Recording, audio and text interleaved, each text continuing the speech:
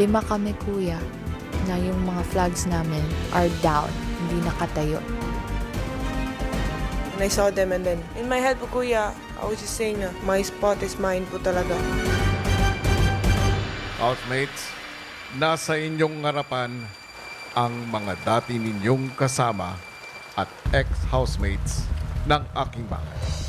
Sila ngayon ay nagbalik bilang mga house challengers na hahamon sa inyo at sila ang may hawak ng aking bahay. Mas nananaig po talaga yung pagiging competitive ko. Hindi ko po talaga i-give up yung spot ko po, kuya. Ngayong linggo, 2 house challenges ang inyong paglalabanan. At tanging ang 5 housemates na mayroong pading bandila ang maaaring makilahok dito. Hindi naman ako nagulat kasi may kutob naman ako sa simula pa lang, kuya.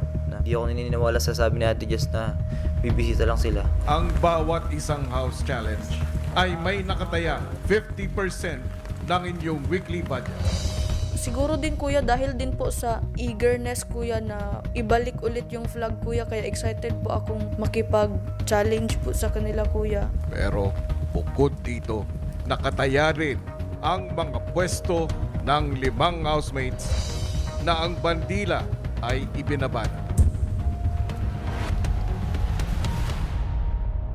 Kawan nila, kuya, parang gustong-gusto na talaga nila agawin yung spot, kuya, yung mukha nila po. Riot. Okay pala. Housemates, Yes, kuya. good luck. Thank you po, kuya. Ang loob ng bahay, kausap naman ni Kuya ang house challengers sa confession room.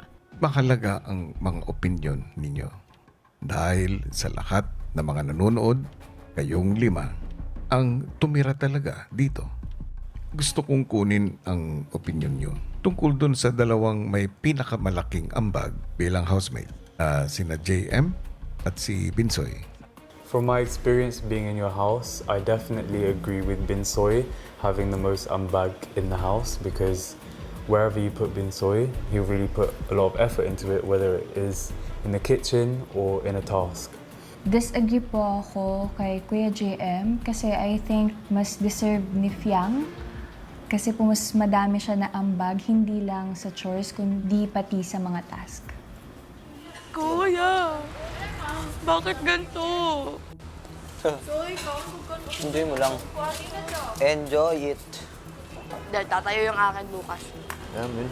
Ano yung spice lang yun, na hindi pala tunay ganito. Hindi ako. Tapos natalo ka. Ano yun, di nakakayang nananatili ka dito tapos natalo ka ng evictee. Yun nga eh. Ilaban Pero ako ang sa gusto lahat ko. nun eh. Oo, kayo na sa isa. Gusto ko din katapat ko siya. Nakaganyan lang kami sa isa't isa kanina nga. Gumagano siya. Gumanyan din. Nakita ko. Tagal tumitigil.